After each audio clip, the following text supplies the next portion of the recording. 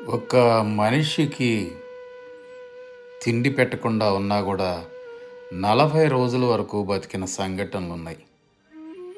కానీ నీరు లేకుండా ఉంటే కొన్ని రోజుల వరకు లేతే కొన్ని గంటల వరకు కూడా మనిషి బతికే అవకాశాలున్నాయి.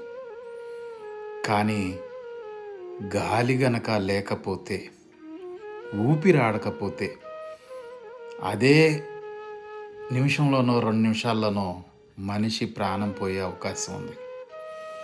మరి ఇటువంటి కోవలోకి వచ్చేదే అస్తమా. ఊపిరి అందక ఎంత అవస్థలు పడతారో, అసలు జీవితంలో నరకం ఏంటో ఈ అస్తమా అనేది వచ్చిన తర్వాత వారికి మాత్రమే అవుతుంది. అటువంటి పేషెంట్ నా దగ్గరికి వచ్చి తిరిగి వెళ్ళేటప్పుడు ఎంతో ప్రశాంతంగా తిరిగి వెళ్ళాడు.